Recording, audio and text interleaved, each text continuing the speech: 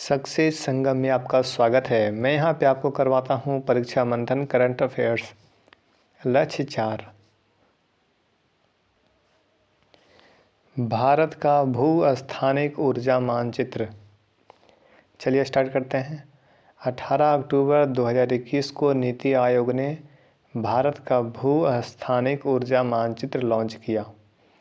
भू-स्थानिक ऊर्जा मानचित्र किसने लॉन्च किया? नीति आयोग ने, जो देश के सभी ऊर्जा संसाधनों की समग्र तस्वीर प्रदान करेगा।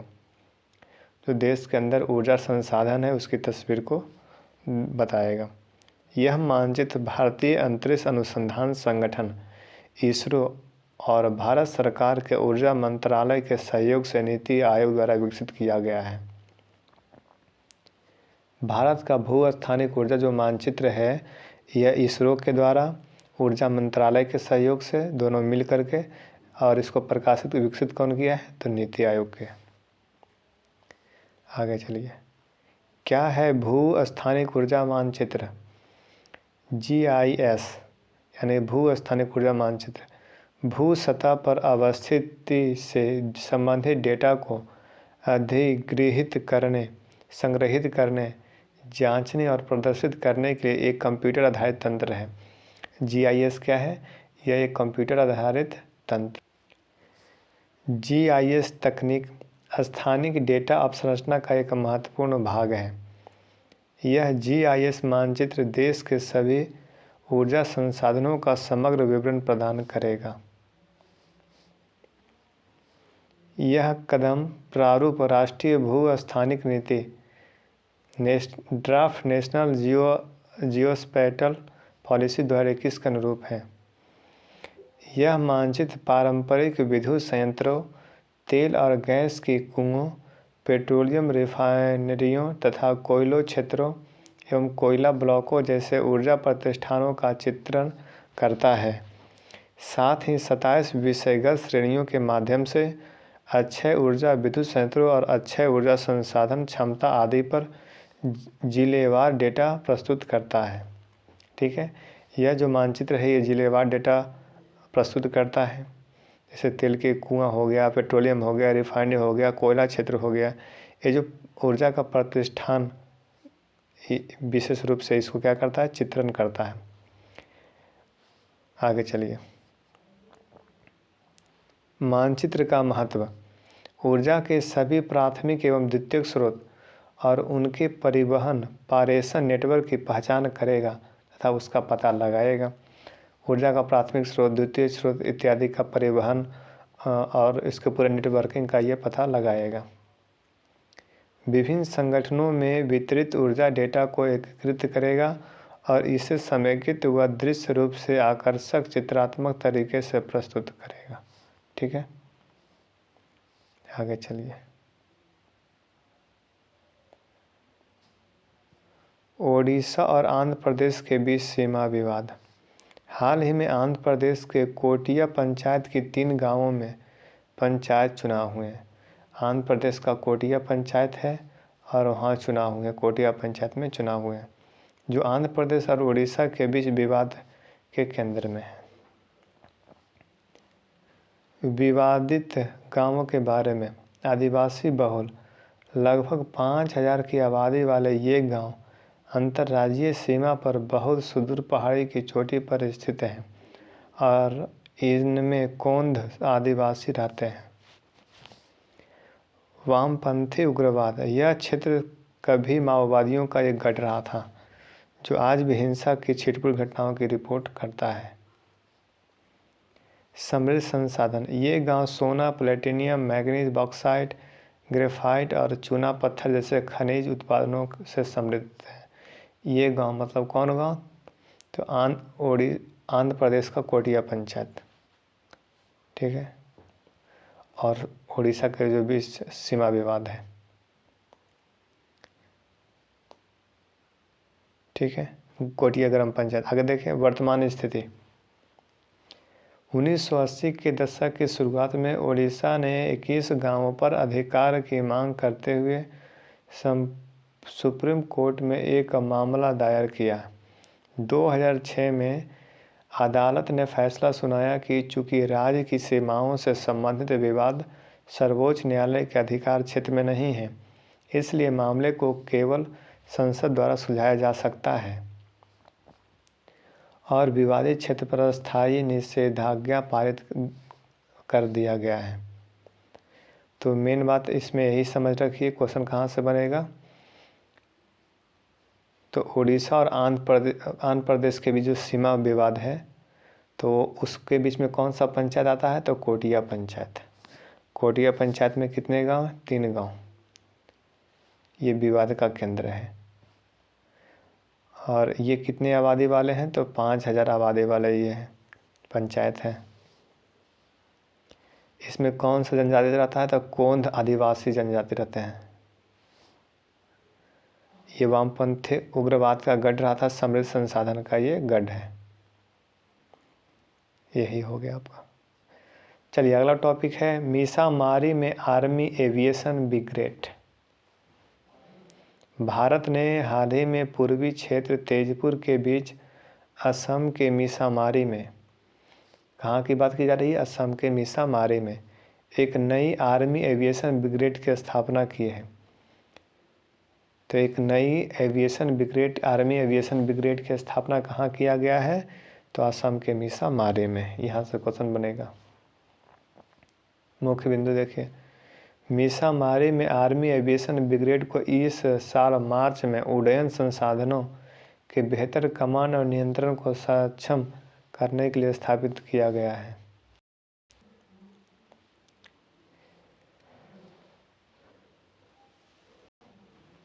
अब चीन के साथ सटी सीमा की निगरानी के लिए रिमोट कंट्रोल एयरक्राफ्ट यानी Heron UAV unmanned aerial vehicle army को दिए गए हैं। असम के मीसामारी सेक्टर में सीमा की एक विमानन स्क्वाड्रन में काम कर रहे भारतीय सेना को हेरॉन मार्क 1 मानव रहित हवाई वाहन दिया गया है। ब्रिगेड चीता और एडवांस लाइट हेलीकॉप्टर, ध्रुव यूटिलिटी हेलीकॉप्टर, रुद्र हथियार एडवांस लाइट हेलीकॉप्टर और हेरॉन एक मानव रहित विमान UAV संचालित करती है। 3 RPA उड़ानें आर्मी एविएशन स्क्वाड्रन के तहत काम कर रही है, जिसमें लगभग 14 UAV शामिल है। इजरायली हेरॉन एक UAV अपग्रेड की प्रक्रिया में है और उन्हें भी इस क्षेत्र में नियत समय में तैनात किया जाएगा। सेना ने हाल ही में इजरायल एयरक्राफ्ट इंडस्ट्रीज से 4 Heron TP medium altitude long endurance मानव रहित विमान लीज पर लिए गए हैं, जो हेरॉन 1 से कहीं अधिक सक्षम हैं। अगला टॉपिक है जम्मू और कश्मीर में परिसीमन।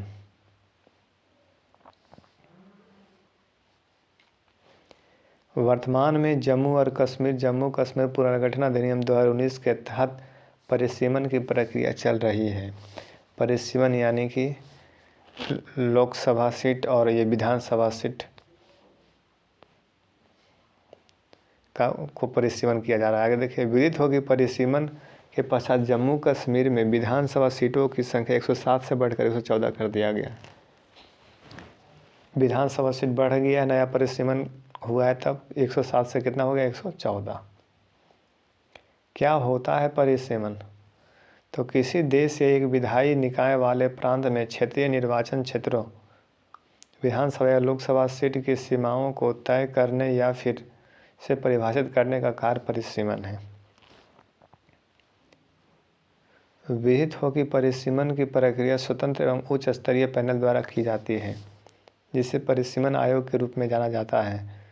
विदित हो कि परिसीमन आयोग के किसी आदेश पर किसी भी न्यायालय द्वारा सवाल नहीं उठाया जा सकता। आगे देखिए, भारतीय संविधान के अनुसार इसमें अनुसूचित जाति और अनुसूचित जनजाति के लिए विधानसभा सीटों का भी आरक्षण शामिल है। इसमें मतलब SC और ST के लिए भी आरक्षण शामिल है इस परिसीमन में। ठीक है, यहाँ यह उल्लेखनीय करना है कि 2002 में जम्मू कश्मीर में नेशनल कॉन्फ्रेंस सरकार द्वारा परिसीमन प्रक्रिया को 2026 तक रोक दिया गया था। 2026 तक परिसीमन नहीं होगा। ये 2002 में ही जम्मू कश्मीर की नेशनल कॉन्फ्रेंस सरकार ने इस पर फैसला दे दिया था, लेकिन फिर से परिसीमन किया गया क्योंकि 2019 में जम्मू कश्मीर का जो 370 था वो हटाया गया, विशेष दर्जा। ठीक है, तो परिसीमन समझ गए। तो परिसीमन क्या होता है? लोकसभा और विधानसभा सीटों की संख्या बढ़ाई जाती है। 2002 में जम्मू कश्मीर की नेशनल कॉन्फ्रेंस सरकार ने 2026 तक इसको तय किया था, लेकिन इसके पहले ही परिसीमन अधिनियम 2019 जम्मू कश्मीर परिसीमन अधिनियम 2019 लागू किया गया और इसके आधार पर विधानसभा सीटों की संख्या 107 से 114 कर दी गई है। ठीक है, समझ गए होंगे। अगला टॉपिक है गति शक्ति राष्ट्रीय मास्टर प्लान। हाल ही में भारत सरकार ने लॉजिस्टिक लागत को कम करने के लिए समन्वित और बुनियादी अवसंरचना परियोजना के निष्पादन हेतु महत्वाकांक्षी गति शक्ति योजना या national master plan for multi modal connectivity plan launch किया है। गति शक्ति, अब देखिए गति शक्ति यहाँ क्या है। यह पहल अरुणाचल प्रदेश और पूरे पूर्वोत्तर क्षेत्र में आयुष क्षेत्र के विकास के दृष्टिकोण के अनुरूप शुरू की गई है। NEIAFMR में अतिरिक्त बुनियादी ढांचे के विकास के लिए लगभग 53.72 करोड़ रुपये के निवेश की आवश्यकता होगी। उल्लेखनीय है कि विकासात्मक पहल के तहत 30 सीटों वाला एक नया आयुर्वेद कॉलेज, एक मिनट, यहाँ पे टॉपिक से थोड़ा भटक चुके हैं, फिर से एक बार देख लीजिए। गति शक्ति है ना, हम लोग गति शक्ति पढ़ रहे थे, उसका पेज थोड़ा यहाँ पे मिसमैच हो गया है। ठीक है, फिर से शुरू कर देते हैं। गति शक्ति, गति शक्ति राष्ट्रीय मास्टर प्लान। ठीक है, हाल ही में भारत सरकार ने लॉजिस्टिक लागत को कम करने के लिए गति शक्ति क्यों लाया गया है? तो लॉजिस्टिक लागत को कम करने के लिए, लॉजिस्टिक लागत यानी कि लाना ले जाना वाला लागत है ना, ट्रांसपोर्टेशन वाला लागत, उसको लॉजिस्टिक लागत कहते हैं, के लिए समन्वित और बुनियादी अवसंरचना परियोजनाओं के निष्पादन हेतु महत्वाकांक्षी गति शक्ति योजना या national master plan for multi modal connectivity plan launch किया है। ठीक है, इसमें देखिए मुख्य बिंदु। इस योजना का उद्देश्य कार्गो हैंडलिंग क्षमता को बढ़ाना और व्यापार को बढ़ावा देने हेतु बंदरगाहों और टर्न अराउंड समय को कम करना है। टर्न अराउंड समय यानी कि लाने ले जाने में जो समय लगता है उसको कम करना। ठीक है, कार्गो हैंडलिंग क्षमता को बढ़ाना है, व्यापार को बढ़ाना, इसका लक्ष्य है गति शक्ति का। इसका लक्ष्य 11 औद्योगिक गलियारे और 2 नए रक्षा गलियारे, एक तमिलनाडु में और दूसरा उत्तर प्रदेश में बनाना भी है। 11 औद्योगिक गलियारे 11 बनाए जाएंगे, 2 रक्षा गलियारे बनाए जाएंगे, और ये 2 रक्षा गलियारे कहाँ कहाँ बनाए जाएंगे? तमिलनाडु और उत्तर प्रदेश में, याद रखिए। इसके तहत सभी गांवों में 4G कनेक्टिविटी का विस्तार किया जाएगा। ठीक है, सभी गांवों में 4G बैठाया जाएगा, बनाया जाएगा। साथ ही गैस पाइपलाइन नेटवर्क में 17,000 किलोमीटर की क्षमता जोड़ने की योजना बनाई जा रही है गति शक्ति में। यह वर्ष 2024-25 के लिए सरकार द्वारा निर्धारित महत्वाकांक्षी लक्ष्यों को पूरा करने में मदद करेगा, जिसमें राष्ट्रीय राजमार्ग नेटवर्क की लंबाई को 2 लाख किलोमीटर तक विस्तृत करना, 200 से अधिक नई हवाई अड्डों, हेलीपोर्ट और वाटर एरोड्रोम का निर्माण करना शामिल है।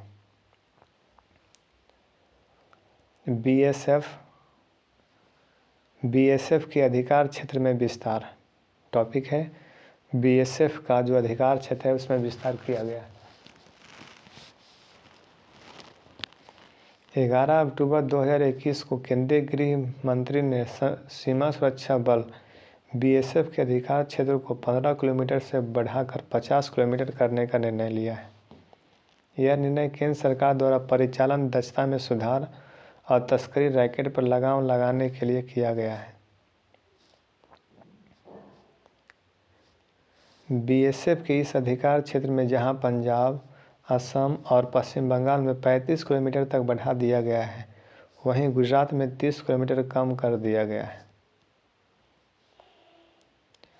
विदित हो कि सीमा सुरक्षा बल बीएसएफ अब अपने अधिकार क्षेत्र 50 किलोमीटर के दायरे में तलाशी ले सकता है, जब्ती कर सकता है और संदिग्धों को गिरफ्तार कर सकता है। बीएसएफ के अधिकार क्षेत्र का विस्तार क्यों किया गया है? तो सीमा सुरक्षा बल के सुझाव के बाद सीमा सुरक्षा बल अधिनियम 1968 के तहत बीएसएफ के अधिकार क्षेत्र में बदलाव किए गए हैं। इस कदम के पीछे मुख्य उद्देश्य इन राज्यों में बीएसएफ के संचालन क्षेत्राधिकार को एक समान रखना है। ठीक है।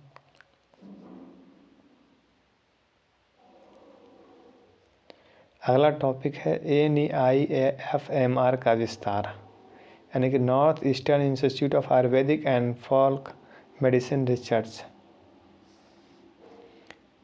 हाल ही में केंद्र सरकार ने अरुणाचल प्रदेश के पासीघाट में स्थित north eastern institute of Ayurvedic and folk medicine research का विस्तार करने को मंजूरी दे दी है। अरुणाचल प्रदेश के पासीघाट में स्थित है NEIAFMR। इसका विस्तार करने की मंजूरी दे दी है किसने? तो केंद्र सरकार ने। विदित हो कि इस परिसर के भीतर बुनियादी ढांचे को विकसित करने NEIFMR का विस्तार किया जाएगा। यह पहल अरुणाचल प्रदेश और पूरे पूर्वोत्तर क्षेत्र में आयुष क्षेत्र के विकास के दृष्टिकोण के अनुरूप शुरू की गई है। आयुष क्षेत्र के विकास के लिए यानी आयुर्वेदिक क्षेत्र का विकास के लिए ये पूरे पूर्वोत्तर क्षेत्र में अरुणाचल प्रदेश में इसको शुरू किया गया है। NEIAFMR का विस्तार दिया गया है। NEIAFMR में अतिरिक्त बुनियादी ढांचे के विकास के लिए लगभग 53.72 करोड़ रुपये के निवेश की आवश्यकता होगी। 53.72 करोड़ रुपये निवेश की बात की जा रही है इसमें। उल्लेखनीय है कि विकासात्मक पहल के तहत 30 सीटों वाला एक नया आयुर्वेद कॉलेज और 60 बिस्तरों वाला एक नया आयुर्वेद अस्पताल स्थापित किया जाएगा। एक कॉलेज बनाया जाएगा और 60 बिस्तर वाला अस्पताल बनाया जाएगा। कैसा अस्पताल? आयुर्वेदिक अस्पताल। NEIAFMR, इसके बारे में जान लीजिए। NEIAFMR आयुष मंत्रालय के तहत एक स्वायत्त राष्ट्रीय संस्थान है। पासीघाट में NEIAFMR के स्थापना क्षेत्र से पारंपरिक स्वास्थ्य प्रथाओं और लोक चिकित्सा के व्यवस्थित अनुसंधान, प्रलेखन और सत्यापन के संचालन के लिए की गई थी। लोक चिकित्सा के सभी पहलुओं के लिए एक शीर्ष अनुसंधान केंद्र के रूप में कार्य करने और लोक चिकित्सा पद्धतियों और पारंपरिक चिकित्सकों के वैज्ञानिक अनुसंधान, सर्वेक्षण, सत्यापन और प्रलेखन के बीच एक इंटरफेस बनाने के उद्देश्य से संस्थान की स्थापना की गई थी। इसका पृष्ठभूमि देखिए। प्रधानमंत्री नरेंद्र मोदी की अध्यक्षता में केंद्रीय मंत्रिमंडल ने जुलाई 2021 में north eastern institute of folk medicine के नामकरण को north eastern institute of Ayurveda and folk medicine research के रूप में बदलने की मंजूरी दी है। इसका नाम बदलने की मंजूरी दे दी है।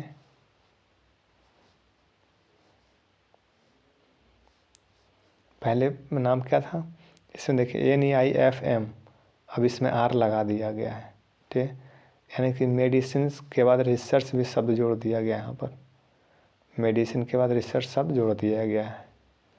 फोक मेडिसिन था, अब फोक मेडिसिन रिसर्च के रूप में मंजूरी दी है नाम बदलने का। अगला टॉपिक है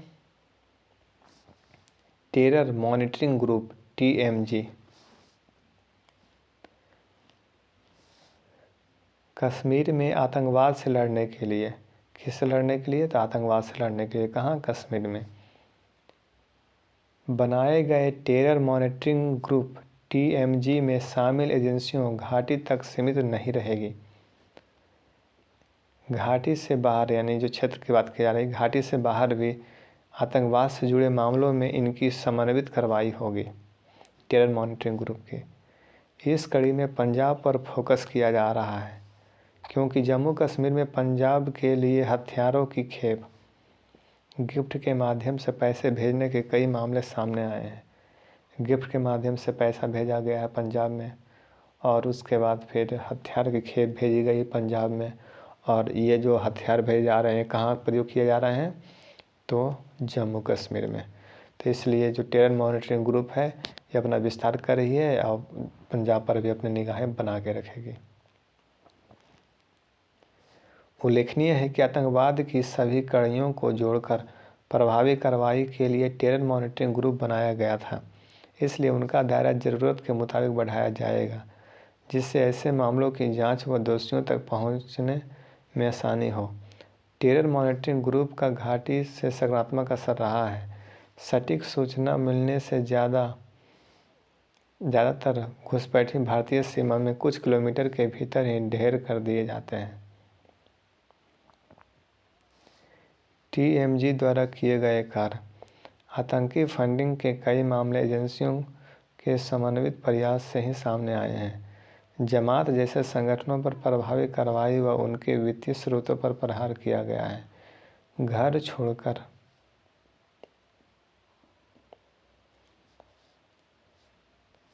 आतंकी संगठनों में शामिल होने वाले आतंकी भी ज़्यादा से ज़्यादा 3 माह के अंदर सुरक्षा बलों के हत्थे चढ़ रहे हैं, जबकि पहले वे सालों तक अपनी गतिविधि चलाते थे। TMG की कार्रवाई क्यों महत्वपूर्ण है? नए आतंकी खतरों के मद्देनज़र TMG में शामिल विभिन्न एजेंसियों की कार्रवाई काफ़ी महत्वपूर्ण हो गई है। एजेंसियों आतंकवाद के नए नए तरीकों पर भी नज़र बनाए हुए हैं, जिससे आतंकी गुटों को पनपने से रोका जा सके। तालिबान आतंकियों के नए खतरे की आशंका के मद्देनज़र भी विभिन्न एजेंसियों छोटे छोटे इनपुट और सूचनाओं के वैज्ञानिक तरीके से विश्लेषण और त्वरित सूचनाओं के आदान प्रदान पर जोर दे रही है। आपातकालीन लैंडिंग सुविधा का नीतिगत निर्णय। Emergency landing facility. केंद्रीय सड़क परिवहन एवं राजमार्ग मंत्री श्री नितिन गडकरी ने कहा कि देश की सुरक्षा को मजबूत करने के लिए 19 अन्य स्थानों पर आपातकालीन लैंडिंग सुविधा विकसित की जाएगी। प्रमुख बिंदु।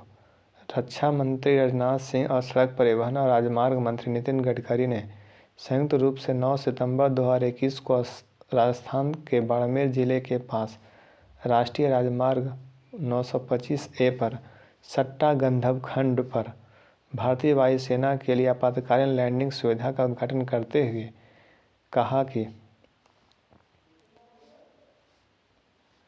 यह राजमार्ग रनवे रणनीतिक रूप से महत्वपूर्ण सीमाओं की रक्षा में देश की सुरक्षा को और मजबूत करेगा। यह लैंडिंग सुविधा 2 लेन में गगरिया भाखासा तथा सट्टा गंधा सेक्शन का हिस्सा है, जिसकी भारतमाला परियोजना के तहत कुल लंबाई 196.97 किलोमीटर है। इस परियोजना से बाड़मेर और जालौर जिले के सीमावर्ती गांवों की भी संपर्कता में सुधार होगा। यह हिस्सा पश्चिमी सीमावर्ती क्षेत्र में स्थित है और इससे भारतीय सेना की सतर्कता बढ़ेगी। इन सुविधाओं को कहाँ विकसित किया जाएगा? इन्हें राजस्थान, पश्चिम बंगाल, खड़गपुर, तमिलनाडु, आंध्र प्रदेश, हरियाणा, पंजाब, गुजरात, जम्मू कश्मीर, लेह और असम में विकसित किया जाएगा। यह भारतीय वायुसेना द्वारा शुरू किए गए अभियानों को एक बढ़त प्रदान करेगा और उनके लिए रणनीतिक रूप से देश की रक्षा करना आसान बना देगा। ये सुविधाएं पाकिस्तान में स्थित आतंकवादी लॉन्च पैड के खिलाफ हवाई हमले शुरू करने के लिए एक आधार के रूप में भी काम करेगी। ये सशस्त्र बलों को मजबूत करने का भी समर्थन करेगी।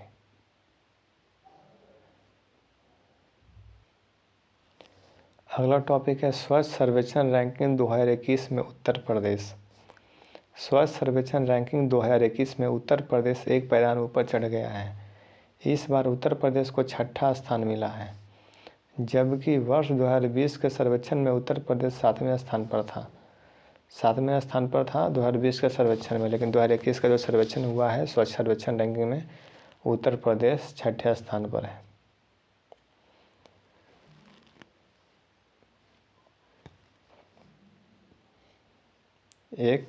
एक लाख से अधिक आबादी वाले शहरों की श्रेणी में वाराणसी को नंबर 1 बेस्ट गंगा टाउन का पुरस्कार मिला है। वाराणसी को बेस्ट गंगा टाउन का पुरस्कार मिला है। कूड़ा फ्री शहरों में 10 लाख से अधिक आबादी वाले शहरों की श्रेणी में लखनऊ को best state capital in citizen feedback पुरस्कार मिला है। विदित हो कि मेरठ को 10 लाख से 40 लाख तक के आबादी वाले शहरों की श्रेणी में फास्टेस्ट मूवर बिग सिटी का पुरस्कार दिया गया है। इस श्रेणी में गाजियाबाद को best big city innovation and best practices पुरस्कार मिला है। 1 लाख की आबादी वाले शहरों में कन्नौज को नंबर 1 बेस्ट गंगा टाउन पुरस्कार मिला है। कन्नौज को नंबर 1 बेस्ट गंगा टाउन पुरस्कार। कूड़ा मुक्त शहरों में 10 लाख से अधिक आबादी वाले शहरों की श्रेणी में लखनऊ और गाजियाबाद को स्टार रेटिंग मिली है। लखनऊ और गाजियाबाद को 10 लाख के शहर वाले आबादी में। उत्तर प्रदेश के इन जिलों को मिला पुरस्कार। नोएडा 3 लाख से 10 लाख आबादी Indian cleanest medium city. Hapur 1 lakh से अधिक आबादी best city in maximum citizen participation में हापुड़ को। आवागढ़ 25,000 आबादी वाले शहर best city in citizen feedback. Raja Raula 50,000 से 1 लाख आबादी best city in citizen feedback. Meerut cantt 1 lakh की आबादी India's cleanest cantonment. Varanasi cantt 1 lakh से अधिक की आबादी में best cantonment in citizen feedback. ठीक है, अगला टॉपिक है टिप्पणियाँ, यानी मो स्कूल के बारे में यहाँ पे बताया गया है। ठीक है, तो इस वीडियो में इतना ही। मिलते हैं अगले वीडियो में। तब तक पीछे जो भी वीडियो डाले गए हैं उसको 2 बार 3 बार 4 बार देखते रहिए। PDF पाने के लिए आप हमारे टेलीग्राम चैनल को ज्वाइन कर लीजिए। मैं लिंक डिस्क्रिप्शन में दे दिया हूँ। Okay bye, thank you.